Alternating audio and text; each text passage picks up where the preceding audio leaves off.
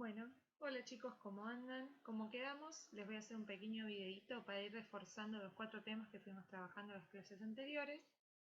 Lo voy a dividir en 4 para hacer videos más cortitos y para hacer como un inicio y un cierre de cada tema. En este primer videito vamos a trabajar con el absolutismo monárquico. Bien. Primero que nada les busqué este breve artículo acerca de qué fue el absolutismo monárquico para que vean en palabras quizás más sencillas, más breves que lo del manual, la explicación particular y a partir de esto después nos vamos a una plaquita que les tengo preparada para que expliquemos paso por paso cómo se conformó este absolutismo monárquico. Primero, fíjense que tenemos acá esta primera pregunta que es ¿a qué se denomina el absolutismo monárquico? Fue un régimen político característico de la etapa de transición entre la Edad Media y la Edad Moderna en la Europa occidental, entre los siglos XVI al XVIII. Fíjense que son los siglos que nosotros fuimos trabajando en estas últimas clases. ¿Sí? Justamente fue en ese tiempo. Fue una construcción política de esos siglos. ¿Cuál es la característica más destacada? La concentración de todo el poder político en manos de un monarca, o sea que es el rey el que posee todo el poder y el que decide acerca de las situaciones generales de la población que tiene en su territorio según le parezca. Fíjense que acá se sigue aclarando, el rey gobierna sin más restricciones que su propia voluntad, la cual, por lo tanto, tiene el valor de norma jurídica. O sea, lo que el rey decide, lo que el rey quiere, se transforma al valor de una ley. Por lo tanto, cualquier capricho o cualquier situación real, clara, que quisiese el rey manifestar en su territorio, meramente con expresar su voluntad, se tenía que cumplir. ¿Sí? Se debía cumplir porque el rey lo establecía de esta manera. No se concibe la existencia de poderes entendidos como inherentes a cualquier régimen republicano democrático, como el ejecutivo, el legislativo y el judicial. En palabras difíciles, esto que quiere decir, no habría ningún tipo de división de poderes, no habría quienes decidiesen cómo conformar las leyes, no habría quienes las pusieran en práctica. ¿Por qué? Porque todo estaba resumido en la autoridad del rey. Todo estaba resumido en la autoridad del rey.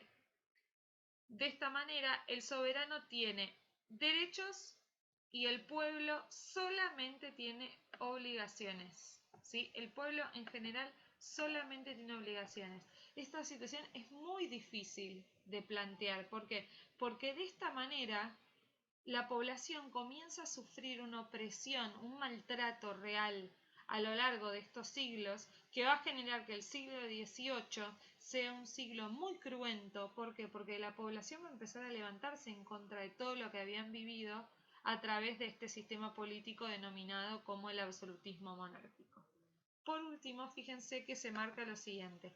El absolutismo monárquico surge como una evolución en la acumulación del poder de las monarquías, la cual se incrementa desde la Alta Edad Media, o sea, hablamos desde el 1200-1300, hasta llegar al 1700.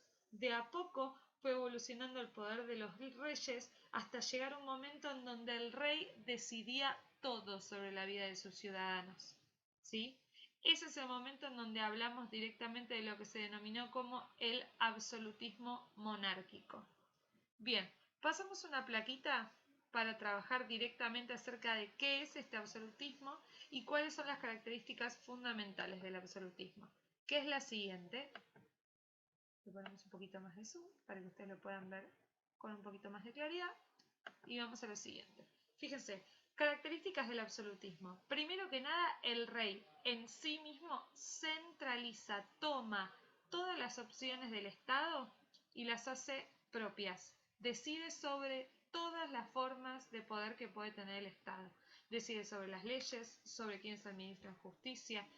No le va a preguntar nada a nadie más. Fíjense que acá dice, dejan de convocarse las asambleas representativas. O sea, no va a haber ningún tipo de consejo en la población. No le interesa lo que el resto de la población tenga que decir con respecto al desarrollo político o económico. Solamente es el poder del rey y se va a dar cuenta de la voluntad del rey en esta construcción política.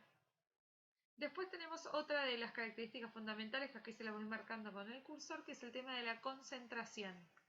En sí, o sea, en él va a estar el peso de todas las decisiones políticas, ¿sí? Por eso vamos a hablar de la concentración del poder. Va a ser un poder absoluto, todo en manos de una única persona. ¿Cómo se puede llevar a cabo esto? Lo fundamental que es para poder llevar a cabo todo esto, que tenga mucho dinero ese Estado, que pueda sostener este tipo de poder en el tiempo.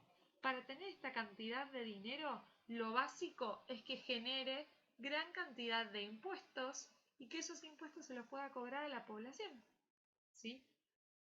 El Estado, sobre todo en el siglo XVII, en el 1600 y en el 1700, o sea, en el siglo XVIII, va a empezar a incrementar debido a las guerras y debido a las diferentes acciones que querían tomar eh, los reyes, van a empezar a subir los impuestos paulatinamente. Y la población en general le va a dar cuenta a estos reyes de que no tienen el poder, que no tienen la posibilidad de pagarle los impuestos. Y esto va a empezar a generar un gran descontento, ¿sí? Para los ciudadanos. Los ciudadanos van a estar muy enojados de tener cada vez más impuestos y menor posibilidad de pagarlos. ¿Quiénes van a ser los que cobran los impuestos? Estos denominados como los burócratas, los que participan en la burocracia. ¿Quiénes son? Funcionarios del Estado que tienen la posibilidad de ir a hacer cumplir las leyes, las diferentes mandadas o comandas que tenga el rey para con ellos, ¿sí? Van a hacer cumplir el deseo del rey a rajatabla. Por ejemplo, algunos de ellos van a ser los que vayan a cobrar los impuestos, ¿sí? Tienen como ejemplo particular la situación de Robin Hood, en donde Robin Hood se encargaba de robar todo lo que recaudaban en medio, no sé, del cobro de impuestos en una aldea, y él iba y se lo robaba a un comisario. En ese caso, el comisario, más allá de ejercer el poder en esa ciudad, en el condado de Sherwood, lo que hacía también era recaudarle los impuestos a ese rey, ¿sí? Esa sería la función real de la burocracia. Después, otro de los factores principales de poder ejercer el poder de manera absoluta, es la posibilidad de tener un ejército permanente.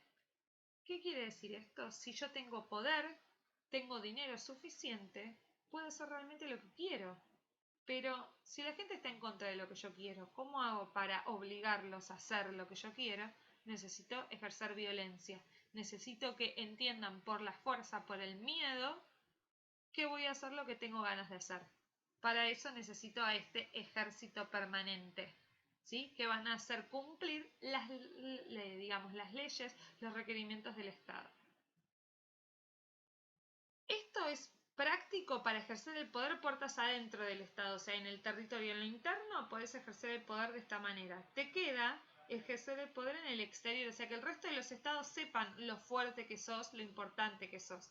Para esto necesitas a los diplomáticos, aquellos que vayan hacia el exterior y logren construir diferentes lazos, alianzas con otros países para lograr tener, digamos, cada vez un poder mayor a nivel territorial y evitar tener conflictos, por ejemplo, algunas guerras particulares, ¿sí? Evitar tener conflictos en esos territorios.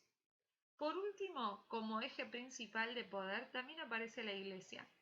La Iglesia va a funcionar como un arma de doble filo. ¿Por qué? Porque en ciertas decisiones la Iglesia va a seguir el poder y la voluntad del rey, o sea que va a ser muy importante que estén ellos para lograr esta situación.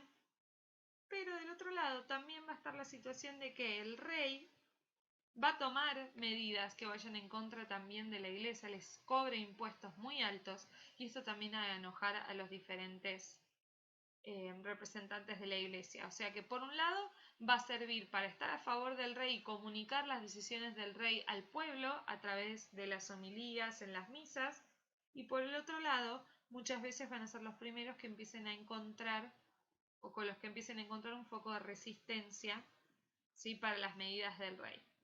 Volvemos un poquito al artículo anterior. ¿Para qué? Para ver esta segunda cuestión. ¿A quién se lo va a tomar como el rey más representativo dentro del proyecto absolutista? El rey más importante va a ser tomado como Luis XIV, ¿sí? Luis XIV, el rey francés, quien directamente para dar cuenta de lo importante que él sostenía que era para su estado, marcó esto: el estado soy yo, l'État c'est moi. El estado soy yo, o sea, esa posibilidad de tener todo el poder bajo su propia persona, ¿sí? Esto es sumamente importante, ¿sí? De esta manera se hace entender que no va a haber nadie en esa sociedad que pueda ir en contra del poderío político del rey. ¿Sí? Su sucesor, Luis XV, va a hablar de lo siguiente, fíjense. La plenitud de la autoridad que ejercen, ¿sí? Sobre todo, por ejemplo, los burócratas, no se ejerce más que en mi nombre y reside siempre en mí. No puede volverse en contra mío o contra mí. Solo a mí pertenece el poder legislativo sin dependencia y sin división. ¿Sí? O sea, fíjense la importancia que se van a dar a sí mismos. Ellos tienen todo el poder, toda la posibilidad, y a partir de esto no va a haber nadie en la sociedad que pueda ir en contra del poder designado del rey. Bueno, espero que con esto les haya servido para cerrar un poquito más la cuestión del absolutismo y que lo puedan contrastar, que lo puedan ver con lo que ustedes tenían en sus cuadros y que habían marcado como lo más importante sobre este tema. Muchas gracias.